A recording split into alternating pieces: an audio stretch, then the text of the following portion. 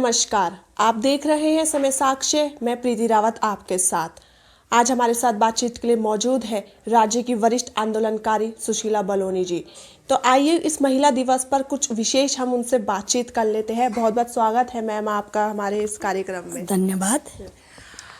उत्तराखंड को बने लगभग 20 साल हो गए हैं। ऐसे में आपका एक बड़ा योगदान जो है इस राज्य को बनाने में है। कितना आप देखती है कि जिस मकसद के लिए इस राज्य का निर्माण किया गया था, क्या वो पूरा हो रहा है? नहीं, बिल्कुल नहीं।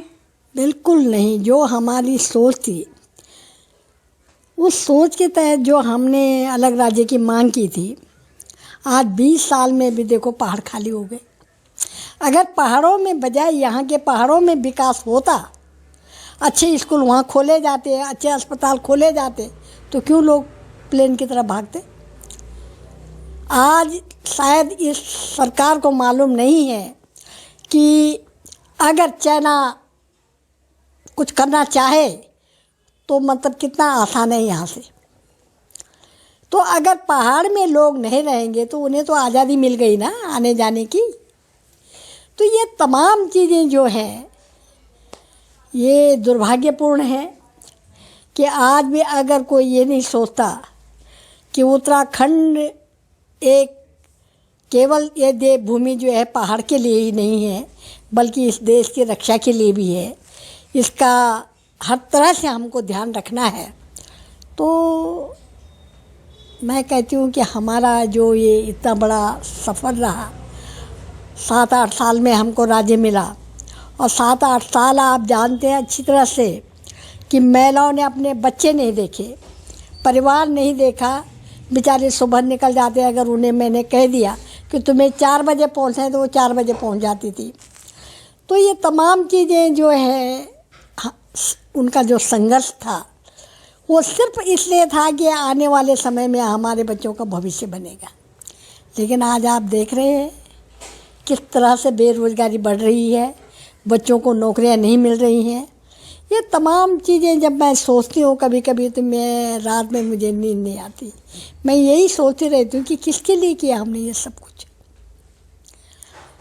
मैंने ये लगा लो कि भूख हड़ताल से मैंने इस राज्य की लड़ाई शुरू की थी देहरादून में, और पिछले साल मेरी ये हालत हो गई थी कि डॉक्टर अगर शायद बेचारे को लंबी ज़िंदगी मिले, यहाँ मैक्स में थे, उन्होंने मुझे बचा लिया, वरना तुम्हारे जो है ये CMI वालों ने मुझे जवाब दे दिया था। फिर वहाँ से मुझे वहाँ ले गए। तो ये तमाम चीज़ें जो हैं ये जब मैं सोचती हूँ तो बड़ा दुर्भाग्य, और मतलब मन में एक ऐसी वो उठती है ज्वाला कि क्या किया हमने, किसके लिए किया हमने। अब आज कह रहे हैं कि साहब वो बनेगा, मंडल बनेगा। ये बताइए, अधिकारी तो देहरादून से ऊपर जाना कोई पसंद नहीं करता, तो मंडल बना के क्या करेंगी? किसके लिए बना रही है मंडल? हम कह रहे हैं तुम मंडल मत बताओ, कुछ नहीं, तुम घर घर में गांव-गांव में पहुंच करके देखो कि वहाँ की समस्या क्या है, समस्या का समाधान करो। तो कहीं ना कहीं आप यह कहना चाह रही हैं कि जो त्रिवेंद्र सरकार द्वारा गैरसैंण को तीसरा मंडल बनाया गया, उसके विपरीत अगर वो पहाड़ों में जाके उनकी समस्याएं सुनते तो वो कहीं ज़्यादा बेहतर होता? ज़्यादा बेहतर होता और उन समस्याओं का समाधान होता। जिस प्रकार से आप एक महिला हैं, एक वरिष्ठ आंदोलनकारी है, राज्य को बनाने के लिए अन्य कई महिलाओं ने भी जो है अपनी जान दी है। ऐसे में वही मेरी दर्जनों बहनों ने जो है अपनी जान गंवाई, और ऐसी बहनें आज जो कि मर मर करके अपनी ज़िंदगी जी रहे हैं, जिनका मुजफ्फरनगर में जो है बहुत बुरी तरह से, अब क्या बोलूँ मैं, क्या शब्दों में इस चीज़ का बयान आज भी कहीं ना कहीं देखा जाए तो पहाड़ों में जो है महिलाओं को कई दिक्कतों का सामना करना है। प्रसव पीड़ा की बात करें, स्वास्थ्य सुविधाएं जो है कहीं ना रास्ते देखिए, स्वास्थ्य पीड़ा में जब उनको पहाड़ से नीचे लाया जाता है, रास्ते में दम तोड़ देते हैं। आपने पेपरों में पढ़ा हमने। तो ये तमाम चीज़ें जो मैं वही तो कह रही हूँ कि 20 सालों में पहाड़ों में कोई स्कूल नहीं खुले, कोई अच्छा हॉस्पिटल नहीं खुला, तो फिर इस राज्य बना के फ़ायदा क्या हुआ पहाड़ों को? मुझे ये बताएं। फिर कहते पहाड़ खाली हो रहे, पहाड़ खाली नहीं होंगे तो क्या करेंगे? केवल मंत्री और संतरियों के लिए बनाए हमने राजधानी।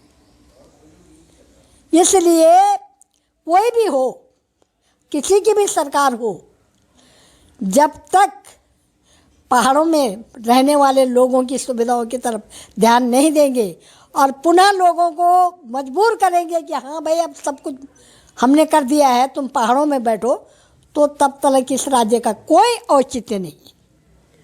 राज्य आंदोलनकारियों का एक सपना था गैरसैंण को राजधानी घोषित करने का। बेटा हमारा उस समय नारा होता था, आज दो अभी दो उत्तराखंड राज दो, राजधानी गैरसैंण गैरसैंण। ये हम 7 साल तक सड़कों पे चिल्लाते रहे, लेकिन आज क्या है, क्या मिल रहा उसका?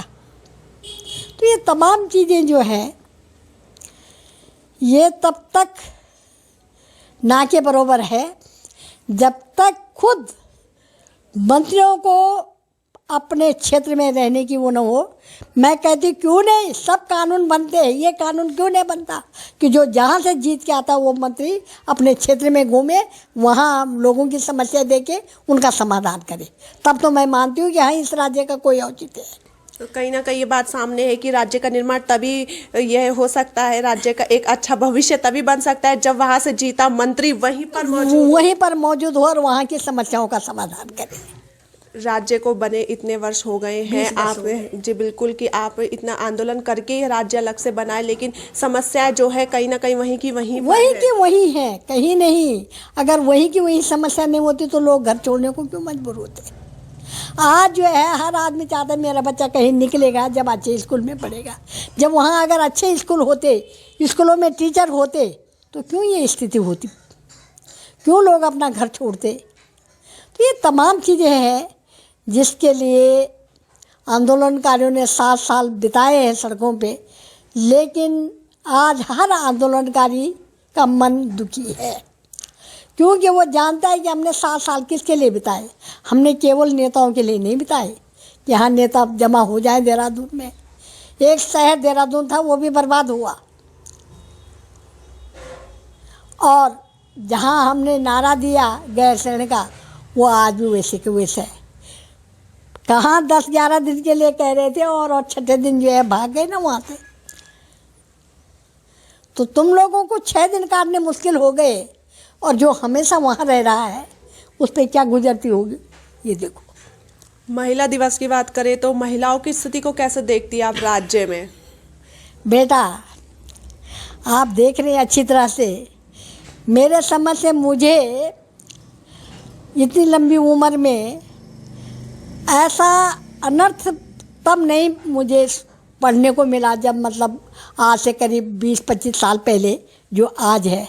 हर रोज पेपर में फलानी महिला के साथ दुष्कर्म, फलानी महिला के साथ ऐसा, फलानी महिला के साथ दुष्कर्म करने के बाद उसकी हत्या, फलानी बच्चे की हत्या। ये तमाम चीज़ें जो है इसके लिए किया राज्य क्या हो रहा महिलाओं का। उन दुष्कर्म कर्मियों को क्यों ने आज जरूर आ रखा है, एक रुद्रपुर में जो हुआ है जिसने उस लड़की को दुष्कर्म के बाद मार दिया, उसको जरूर फांसी की सज़ा हो रही है, बाकी सब छूट रहे हैं। क्यों? कहीं ना कहीं इस पे क्या कानून थोड़ा सा सख्ती होनी चाहिए, कानून के अंदर सख्ती होनी चाहिए कि जो इस तरह के कर्म करेगा वो फांसी से नीचे उसे सज़ा नहीं दी जाएगी। केवल फांसी उनके लिए एक सज़ा होगी, तभी जा कर के लोग भयभीत होंगे, थोड़ा डरेंगे। लेकिन क्या बताएं अब। एक आखिरी सवाल यहाँ पर पूछ लेते हैं, संदेश क्या आप देना चाहेंगी महिलाओं के लिए? बेटा मेरा संदेश यही है कि जिसको शक्ति के रूप में लोग पूजते हैं और मानते हैं, उस शक्ति को अपने अंदर, उस शक्ति को हमेशा जागरूक रखना चाहिए और इतना अपने को समझे कि मुझसे जो टकराएगा वो चूर चूर हो जाएगा। महिला जहाँ अपना बल को कायम रखने की बात सोचेगी और जहाँ महिला ये सोचेगी कि मैं अपनी सुरक्षा स्वयं कर सकती हूँ, उस महिला पे कोई आसानी से हाथ नहीं उठा सकता। इसलिए महिलाएं हमेशा जो है अपने को मजबूर न समझे, बल्कि ये कहें कि जो शक्ति हमें ईश्वर ने दी है हम उसका सदुपयोग करें। और महिलाओं को मैं यही कहना चाहूँगी कि वो कहीं पर भी अपने को कमज़ोर न समझे। जहाँ उन्होंने अपने को कमज़ोर समझा वहाँ समाज उनको और दबाने की कोशिश करेगा।